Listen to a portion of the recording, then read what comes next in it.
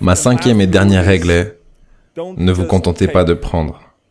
Donnez quelque chose en retour. Dans cette vidéo, vous allez découvrir la cinquième règle pour réussir d'Arnold Schwarzenegger. Cette règle fait partie d'une longue série de 5 règles, une vidéo par règle. Si ça vous intéresse, vous pouvez cliquer à droite de l'écran. Pour les autres, pendant notre absence avec Ludo, on a pris en considération toutes vos demandes. Et vous allez en apprendre plus à ce sujet à la fin de cette vidéo.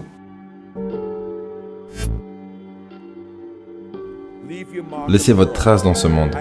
Je crois qu'on a tous l'obligation de faire quelque chose pour notre communauté, quelque chose pour notre État, quelque chose pour notre pays. Nous devons servir une cause qui est plus grande que nous-mêmes. Parce que nous savons tous qu'à la fin, nous serons jugés pas par rapport à ce que nous avons gagné, mais par rapport à ce que nous avons donné. Depuis le jour où l'Amérique m'a accueilli à bras ouverts, j'ai eu ce sens des responsabilités. Je me suis senti obligé de donner quelque chose en retour à l'Amérique. Parce que je sais que tout ce que j'ai accompli, c'est grâce à l'Amérique. Que ce soit ma carrière de bodybuilding, que ce soit ma carrière dans le show business, que ce soit ma carrière politique, l'argent que j'ai gagné, la famille géniale que j'ai, tout ça, c'est grâce à l'Amérique. Mais je dois reconnaître que l'Amérique n'est pas devenue la terre des opportunités et ce pays extraordinaire par lui-même. Non, dans l'histoire, les gens ont travaillé sans relâche en Amérique. Les gens se sont battus et des gens sont morts pour créer ces terres de liberté et d'opportunité. Donc maintenant, c'est notre responsabilité, si nous voulons rester le pays numéro 1 dans le monde, de travailler pour ça et de donner quelque chose en retour à ce pays. Et ça n'a pas d'importance que vous soyez en Amérique, en Australie, Chine, Japon ou en Italie. C'est la même chose. Vous avez tous quelque chose à donner en retour à votre pays. Peu importe d'où vous venez. Maintenant, j'adore les mots de mon beau-père, Sergent Shriver, qui a lancé Peace Corps et Job Corps, qui visaient à donner de l'aide légale aux plus démunis, pendant la période de Kennedy et pendant l'administration Johnson. Il était le fonctionnaire numéro 1. Il m'a toujours aspiré à devenir un fonctionnaire. C'était un de mes héros. Il a dit à l'université de Yale, au discours de remise de diplôme, il a dit aux élèves, « Détruisez ce miroir. Détruisez ce miroir qui vous fait toujours regarder à vous-même. Et vous verrez au-delà du miroir. Et vous verrez les millions et millions de personnes qui ont besoin de votre aide. » Et j'ai vu ces millions et millions de personnes. Et j'ai essayé de saisir chaque opportunité qui est survenue pour donner quelque chose en retour. J'ai commencé à entraîner des Olympiens, des gens qui étaient intellectuellement handicapés, les aider avec le soulevé de poids et le powerlifting. Je suis devenu le coach international de powerlifting et le porteur de torche pour les Special Olympics. Et par la suite, j'ai rejoint le Simon Wiesenthal Center pour se battre contre les préjudices. Pour que ce qui est arrivé lors de la Deuxième Guerre mondiale avec les nazis n'arrive plus. Et je suis aussi devenu le conseiller en fitness du président, pour le président Bush, de 1990 à 1993.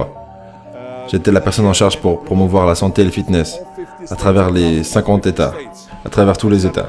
J'avais lancé un programme du soir pour les enfants les plus vulnérables, pour Inner-City Children, pour qu'ils apprennent à dire non aux drogues, non aux gangs et non à la violence, et de dire oui à l'éducation et oui à la vie. Et à chaque fois que j'allais de l'avant et donnais quelque chose en retour, je me sentais merveilleusement bien. Rien ne me rendait plus heureux. Je préférais jouer aux échecs avec un enfant de 8 ans dans un programme du soir, ou jouer au golf avec un Olympien, que marcher sur un tapis rouge de plus pour la sortie d'un film. Je n'ai rien contre les films, mais de donner quelque chose en retour, c'est plus important pour moi que juste penser à moi-même. À la longue, le bonheur de donner en retour était tellement fort que j'ai décidé de devenir servant du public à temps plein et de tourner le dos à ma carrière d'acteur. Pour les altruistes qui regardent cette vidéo, vous allez peut-être avoir la question suivante. Vous avez peut-être cette question au quotidien. Comment est-ce que je peux faire pour être le plus généreux possible ? La réponse, elle se trouve dans l'opposé, qui est l'égoïsme. Il va falloir être ultimement égoïste et investir tout votre temps, votre énergie et votre argent dans vous et vos projets, dans un premier temps, pour pouvoir ensuite avoir un effet de levier dans votre façon d'aider le monde.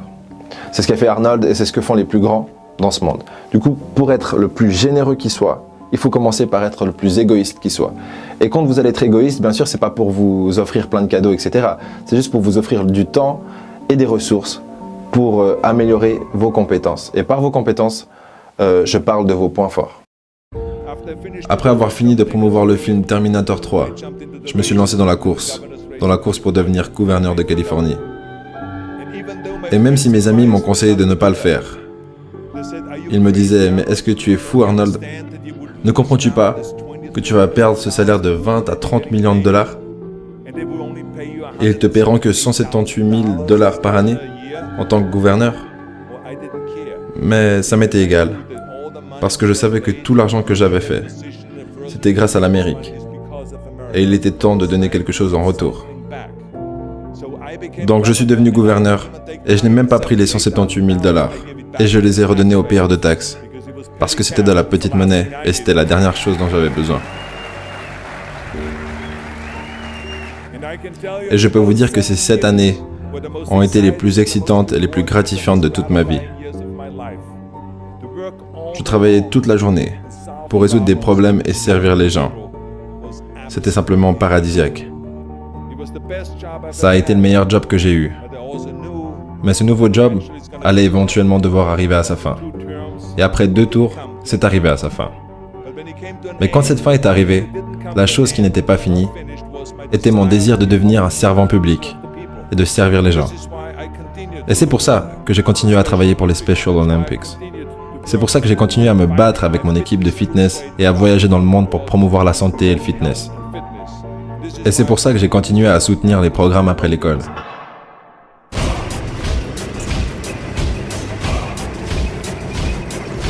Come on, stop whining. The kids are soft. You lack discipline. Well, I have news for you. You're not mine. That's right. You belong to me. You don't have your mommies running behind you anymore and wiping your tush. Oh no. We're gonna turn this bush into muscles. That's right, no more complaining. No more, Mr. Kimball, I need to go to the bathroom. No, nothing. There is no bathroom. Nous avons même lancé l'Institut Schwarzenegger à l'université au sud de la Californie pour continuer à inspirer les élèves et les leaders partout dans le monde, pour trouver des solutions à des problèmes compliqués et pour donner en retour, pour que le monde soit meilleur. Donc, parce que... Merci. Mais je vous ai dit que j'avais eu beaucoup de chance d'avoir de grands héros. J'avais des grands héros dont je m'inspirais. J'en ai mentionné 2 d'entre eux, Mohamed Ali et Sargent Shriver, mon beau-père.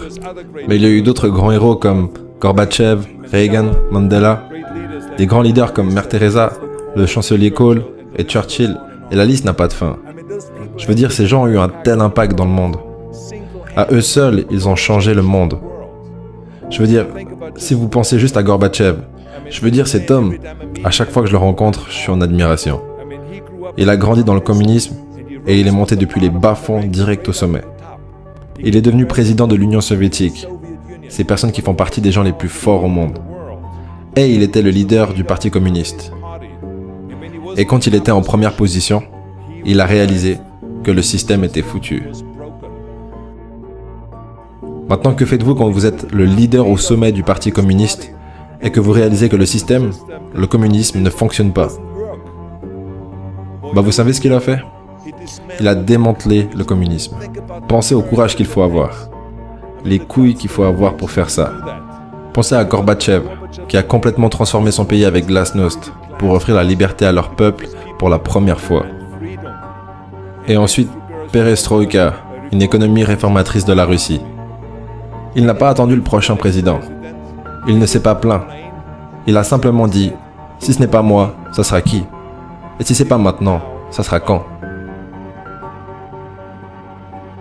On parlait de ce concept dans la vidéo avec Mark Zuckerberg, d'ailleurs que vous pouvez trouver sur la chaîne, ce concept de croire qu'une autre personne va venir faire ce qu'on aurait pu faire. D'ailleurs, c'est le cas. Si vous n'agissez pas sur l'idée ou les idées que vous avez, une autre personne viendra le faire, si c'est des idées pertinentes, bien sûr. Du coup, quelle est votre importance? Vous avez l'importance que vous vous donnez. Et vous pouvez vous donner cette importance en agissant sur vos idées. Vous n'êtes pas là simplement pour penser sans cesse. D'ailleurs, on aura une vidéo qui viendra sur ce sujet, des pensées addictives. Vous n'êtes pas là uniquement pour penser, vous êtes là pour penser, avoir des idées et agir sur ces idées dans l'immédiat sans croire qu'une autre personne va venir le faire. Parce que c'est le cas, mais ça sera à votre détriment. Donc je pense très sincèrement que chacun d'entre nous avons besoin d'adopter ce genre d'état d'esprit. Nous pouvons tous créer le changement, que ce soit dans notre quartier, dans les écoles locales ou dans notre pays. Ça peut être gros, mais ça peut également être aussi petit qu'aller voir un enfant qui a des problèmes à lire et lui apprendre à lire ou lui apprendre les maths.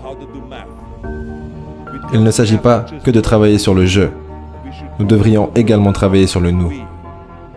Pas seulement « je », mais aussi « nous ». Souvenez-vous de ça. Pour vivre une vie sincère, vous devez donner en retour. Vous devez quitter le monde plus beau que vous l'avez trouvé. Parce que, dans le fond, il est libre à nous. Je veux dire, ces règles que je vous ai données sont des règles importantes. Mais donner en retour est l'une des règles les plus importantes. Je vous garantis que si vous suivez toutes ces règles, vous aurez plein de victoires à célébrer. Et vous vivrez votre travail. Et vous aurez un historique extraordinaire. Et vous laisserez un héritage derrière vous dont vous pourrez être fiers. Donc j'aimerais que vous vous souveniez de ces règles. Ayez une vision. Rêvez grand. Ignorez les haters. Bougez-vous le cul. Et donnez en retour. Et changez le monde. Parce que si ce n'est pas nous, ce sera qui? Si ce n'est pas maintenant, ce sera quand? Merci beaucoup. Merci.